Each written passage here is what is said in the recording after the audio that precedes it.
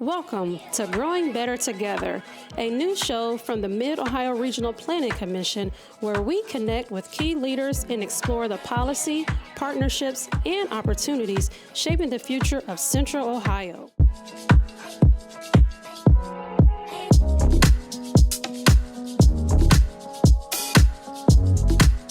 Welcome to Growing Better Together. This is a podcast where we get different local government leaders and hear about their perspective. One thing that's so unique about Central Ohio is we're a region that's growing, but the point of growth isn't about just growing, is we want to become a more prosperous region. And through the work of MORPC and our local government leaders, we have the opportunity today to meet with a friend. We'll get into this later, but someone who is relentlessly positive. Absolutely. And I always enjoy that about this person. He is the mayor of Whitehall, Michael Bivens, the first Black mayor from the city of Whitehall. Prior to that was the city attorney of Whitehall. Have been practicing law for over 20 plus years. Yeah. Once a Marine, always a Marine. Hoorah. Just a really, your background is equal parts impressive and inspiring. Well, I appreciate that. And it really is. And could you walk through how you were a young man and had to deal with some adversity to where you are today? Well, thank you, Joe. Well, first, thank you for having me on the very first of your podcasts, Growing Better Together. Yeah. I like that. Yeah. I like that. And so my background is pretty interesting in that I grew up, or I was born in Central Ohio, single mother household in 1971. So I gotta preface it with 71 because that's a different era. That's an era where, we had Earth, Wind, and Fire and Stevie Wonder, and it was free love and hippie, and my mom was fully engaged in that. And so we ended up living in Central Ohio for about 4 or 5 years of my life, and then we jumped on a Greyhound bus and moved to Los Angeles, California, without any family, without anything, just Los Angeles is there, then let's go. And I found myself in Los Angeles with my mom with no home. So we started off homeless. We started off living on benches on the beach. We went from there to homeless shelters. We went from there to meeting friends and now on their couches. And my childhood is filled with all of the adverse childhood experiences that are on the list. Drug addiction, alcohol addiction, prostitution, murder, rape, homelessness. But the interesting part about it, Joe, is that I don't have a bad memory in that when I give that list. And it's all a testament to my mom, who was the genesis of being relentlessly positive, and she made everything an adventure. Mm-hmm. And everything had a silver lining, and it was all prefaced on, as long as we have each other as family, as long as you are focused, as long as you have education, as long as you remain a truth teller, then everything will work out.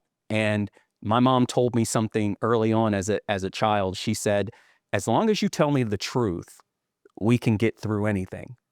If you lie, then you can't get through it. And I believed it.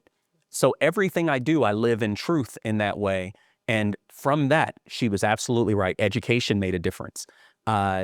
Sports made a difference. Being conscious and being present in every moment made a difference. And here I am today as a result of the tracks that were laid from my mom, who incidentally passed away more than a decade ago. I don't keep the time on it, but it was definitely more than a decade ago. I know that by now because that is a date that I will never, a time in my life that I will never forget. Well, even though it's been such a long time, I'm still sorry for your loss. No, I appreciate that. And then a side note, this is back to 1971. I believe Lionel Richie and Earth, Wind, and Fire are coming to Columbus. So that's there. Yeah. I mean, that sounds like a good time. If they come in September, like that's That's perfect. I love it. I love it. All right, so you had an excellent role model in your mom. Absolutely. What inspired you to go into the Marines? Wow. The Marine Corps, the simple answer is 19 years old, full of spit and vinegar and a war. And it was as simple as that. So the background on that is my grandfather, I didn't know this until he passed away, or right at the moment that he was about to pass away, that he was a part of the 761st Black Panther Tank Battalion in World War II. He never talked about it, never talked about the war, just was a very calm and peaceful man, worked for the post office. But my uncles were Marines in Vietnam. And I looked up to them, and they would tell their stories and, how raucous, and you would have thought Vietnam was fun for them. That's how they kind of described it. And then when the war came in my generation in 1990 for Desert Storm, I was thinking, I don't need this football scholarship. Let's go ahead and quit school. Quit school and join the Marine Corps. Yeah. And I did. And I didn't tell my mom. I didn't tell anybody. I just joined and became an 0351 Dragon Gunner in the Marine Corps anti-tank assault. Right. It was an amazing experience. Amazing, and I'm sure you had to grow up fast. Oh, absolutely. In that environment. Oh, absolutely. Marine Corps taught me what I did not want to do. Which is critical. I mean, Lord knows at that age, I probably needed a level of discipline that I wasn't ready to have. Okay, so you get back from the Marines and you go to school at Capitol. Yeah. So I come home from the Marine Corps, and I knew for a fact I had to get in college. I had to get back on track. Right. So I went to Capitol University, and I went to Capitol literally based on its proximity to where I worked and lived, and its academic record. And I ended up going and matriculating through Capitol in 2.5, 3 years. Yeah, because I worked full time, went to school full time. That military discipline. Absolutely, hunkered down and met the love of my life there, and have not looked back. That's fantastic. So not looking back, then you go to law school. What inspired you to study the law? The interesting part is I had always wanted to be a lawyer ever since I was 6 years old. So remember I said the adverse childhood experience has got to tell you the story. I'm 6 years old. We're on the freeway of Los Angeles. I'm in the back seat. We're with a friend, and we get stopped by the police on the freeway. And I'm looking out the back window. And mind you, I'm young, so a lot of this, I'm filling in the gaps, but I still have the memory. All I remember is just the lights blinking that I thought were firecrackers, but he was being shot. And at the time, we're at the house, and everyone was talking about wanting to get a lawyer. And that was the first time I had heard that word. But everybody kept saying, we have to get a lawyer. We have to get a lawyer. So I'm thinking, well, that sounds like somebody important. That's what I want to be. So I started saying I wanted to be a lawyer. True story. I'm in Los Angeles schools, and it's that story time where the teacher asked the class, what do you want to become? And it got to me, and I said, I want to be a lawyer, but you got to think of the socioeconomics don't match up for that word. Yeah. Literally, the teacher says to me, you might want to think about something different. Yeah. Right? Yeah. Broke my little heart. Right. But to my mom's credit, this is the best. I come home, I'm telling her the story, and she's looking at me with your type of eyes. She's just listening. She's not giving me any type of sympathy or even empathy. And she says to me, let me ask you something. Does that teacher love you? And I said, no. She's like, well, that's your fault for sharing your dreams with people that don't love you. And I took that away. I took that away in my little heart, and I carried it all the way through Los Angeles, back to Columbus, back to high school or Columbus Public Schools, to Columbus Academy, to Capitol University, to Capitol Law School. Yeah. And I ended up going to Capitol Law School, working full-time, going to school at night, and I opened up my own firm as soon as I got my license to practice law. Well, that's what's so interesting about life sometimes too, is you have these people that really means something to you, that can inspire you to be something. Maybe sometimes they see something in you that you don't see in yourself. Right. But there's also these other people that can kind of cause like a little chip on your shoulder. And it's that reverse psychology. Right. They don't know what they just did. Right. Right. And Right. I think that's powerful. And the fact that you still remember it, I do. clearly something something sparked there. You mentioned about meeting your better half. What brought you and her to Whitehall? Well, it's interesting. Joy has a very similar story, adverse childhood experiences, but she's from Hamilton. And she had always lived in Hamilton, Ohio, and that was her small town. And when we met, when we were courting, when we were friends, she would talk about Hamilton. And I always yearned for that experience, having moved around a lot. So I was always looking for a home, a base, a place that is like a small town without having to move to Hamilton. No, that's fantastic. Right. And nothing against Hamilton. Yeah. But I knew that we weren't going to leave Central Ohio, but I knew that I wanted a small town feel to raise my children in.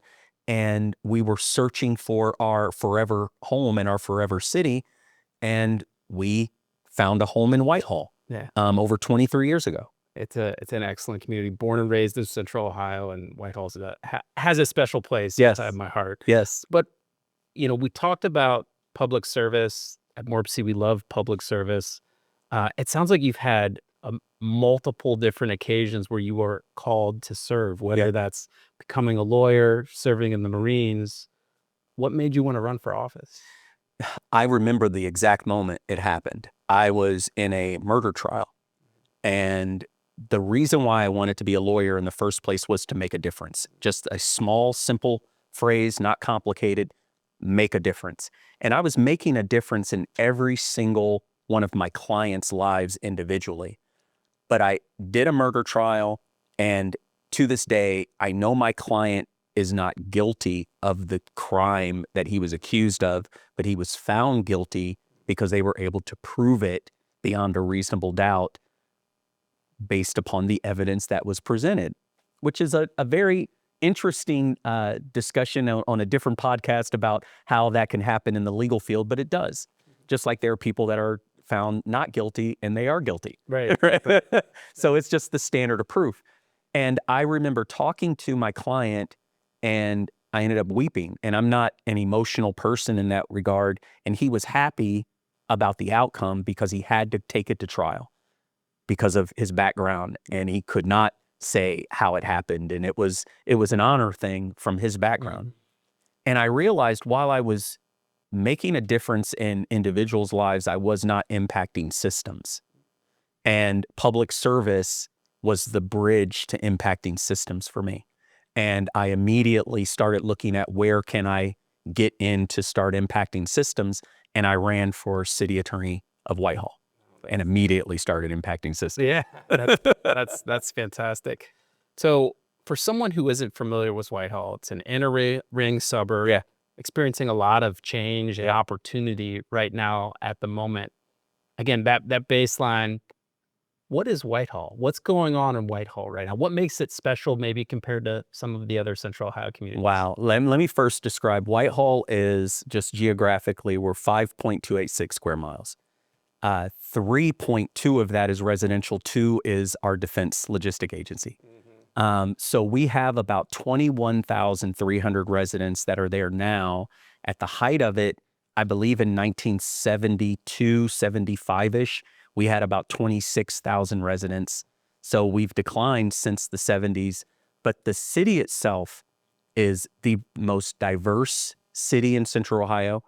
It has hardworking individuals that work every day, take care of their family, raise their children. We have about 61% renters in the city, and about 8,800 house doors, residencies in our city. What makes Whitehall special is the fact that we are literally a small town in a big city. So we operate with this, we know each other's families, we know each other's kids. We see kids walking up the street and we know their names. My children went to the school system there. It's one high school there, and they do the best they can. Their motto is, Ram Grit. Yeah, and that's something we live by. Our motto is opportunity is here. I've changed it to opportunity lives here because it's organic, it's vibrant, and it exists in every quadrant of our city. And that's, to me, what makes Whitehall super special. Yeah. Whitehall's special for a lot of reasons.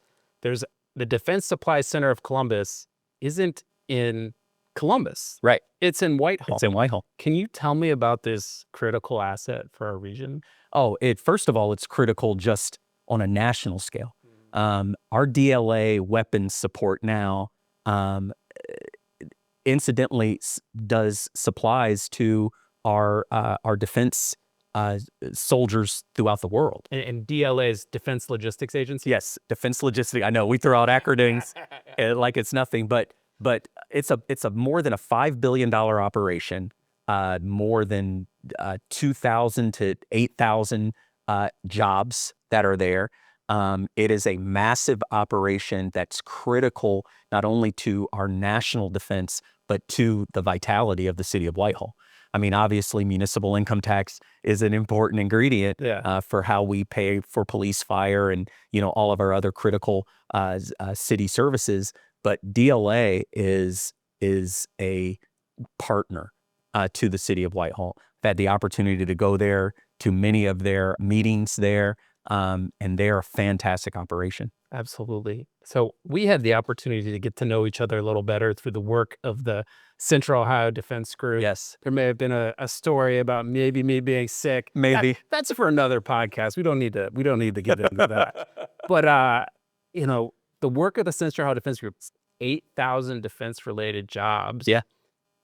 Whitehall, and you are very much a leader as a part of that group. What's the intent of that background, and how did you get engaged with it? Yeah, well, first of all, honored to be engaged in it just based on my matriculation of having a city with that footprint. But the Defense Working Group is phenomenal in that it's a collaboration of corporate partners, nonprofit, Jobs Ohio, One Columbus, but what a lot of people don't understand is that it's a collaborative effort throughout the state of Ohio with the $23 billion that comes into the state of Ohio as a result of defense-related manufacturing and technology. Yeah. And so to be a part of that discussion and to be at the helm of knowing what is coming here to support our defense agencies, to support the men and women that wear the uniform, support businesses that are coming into the state of Ohio, it's an amazing experience, and I'm thankful to be a part of the group. No, we're lucky to have you. Again, like the lived experiences that you've had, not only as like a leader and as a professional, but as a person and as a veteran. I think that voice, whether we're talking about housing or defense, is instrumental for the It absolutely is. community. So you're deeply engaged with MORPC. You're our vice chair now of the Regional Policy Roundtable.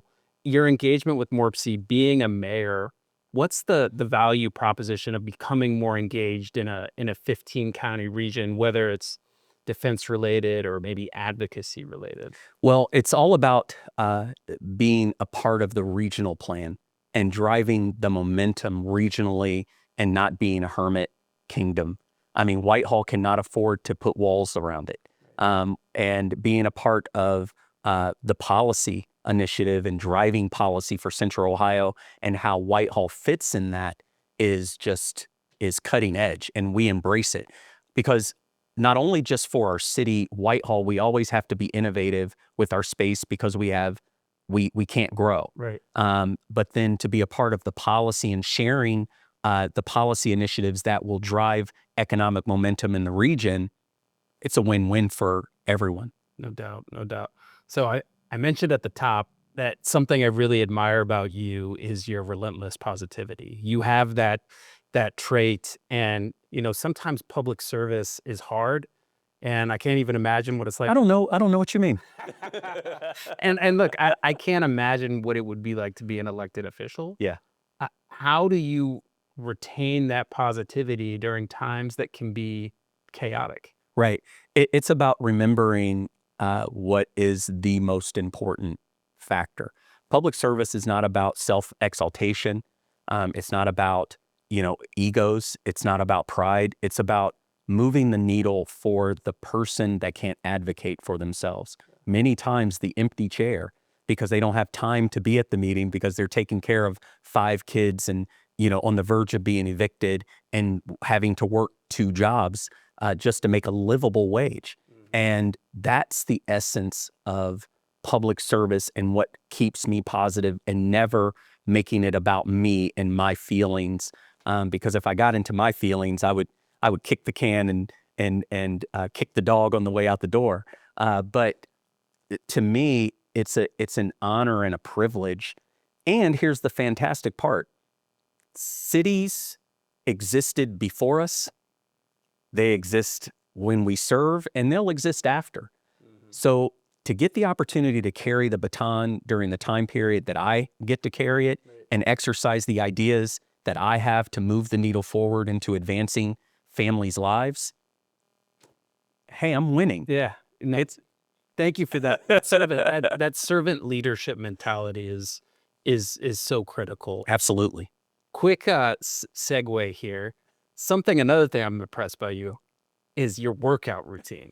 Like you are killer about getting your morning workouts in. When did that start, and how does that keep you maybe calm or sane? Yeah, it started before I can remember. It's a product of the Marine Corps. Yeah. I'm up, so that everyone knows on your podcast, growing better together. Lifting better together. Yeah, absolutely. I'm up every day at 3:30 a.m. and I'm out the door at 4:30. At 4:30, for the first 30 minutes every day, I run 3 miles and outdoors, and I pray. And that's my getting myself centered, getting myself focused, getting myself disciplined for the rest of the day. And then I go work out and I put on headphones, and won't necessarily tell you what's in my music. Maybe Earth, Wind, and Fire. Maybe sometimes, or maybe not. Maybe not sometimes. But it is the thing that keeps me grounded, keeps me humble, and it's one of those lessons every day that you can only get to step Z by getting through A, B, C. Everything is one step at a time, and that's my daily reminder. You can't. The way to eat an elephant, I know it's cliche, is one bite at a time, and that's my daily discipline every day. And I don't know how not to do it now. It's one of those things. I feel horrible when I don't do it, and my staff knows when I don't do it because they're like, "What's wrong?" No, because I have that cloud over me. Yeah, I'm not as vigilant as you are, but with some cold weather recently, I haven't been as working out. Oh, someone's got it. I know I need to. Yeah. I lean on you for a lot of things, but no, when I don't, it's noticeable. Yeah. But we always kind of close out these conversations kind of focused on what's going on in the community and like maybe thinking ahead. So you're the mayor of Whitehall right now. What's one thing that really is like energizing you, makes you get out of bed at 3:30 in the morning that you're just really, really excited about? And then on the opposite side of that, maybe it's 10:30 in the evening. What's keeping you up at night? Well, I'm not up at 10:30, but the thing that energizes me every day is the hardworking staff and our police, fire, our economic development department, our public service team, our street guys, and inspiring them to do the work on behalf of the residents that live in the city. That energizes me every day because I know that to the extent that I can inspire them, that inspires them to do their job better. And if they do their job better, they'll deliver the services to our residents that are top quality. And that is my passion, because at the end of the day, it's about taking care of our residents, but we also have to take care of some of the most important people in the city are the people that volunteer their time, put their families' lives in our hands to work for the city of Whitehall in order to serve a city for its mission, towards its mission and vision. And then to your second part of your question, which was what keeps me up at night. If anything keeps me up past 8, because I got to get up early. Yeah. It's, and I'm gonna be really honest. I feel like I'm not doing enough. I feel like there's more to do. And I look and I think about, man, did I miss an opportunity? Did I not call a person back in time?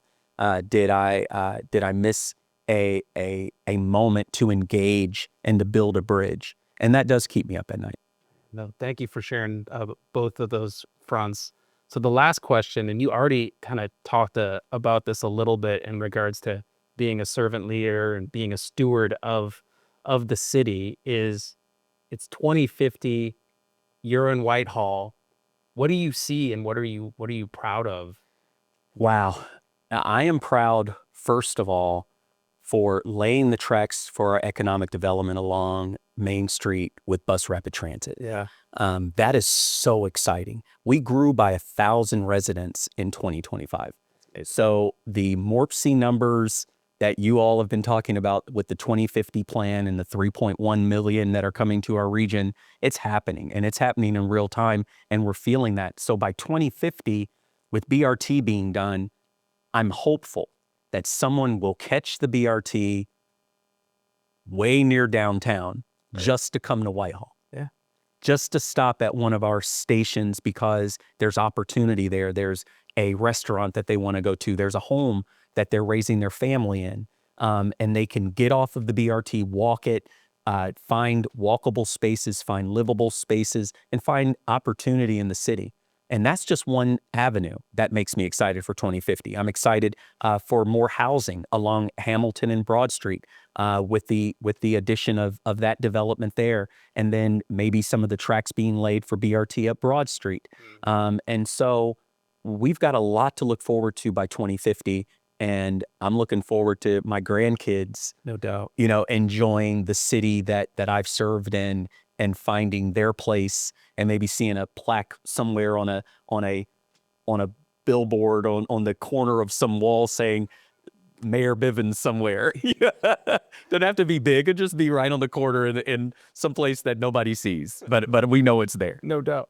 No, the Link Us levy and building out those bus rapid transit routes, and then the impact that it can have on transit-oriented development and building housing across the region. Absolutely. Could really have not just a great change that is positive for the region, but also for a community like Whitehall. Absolutely. And leveraging that through your leadership is critical. It is. It's amazing, and I'm honored to do it.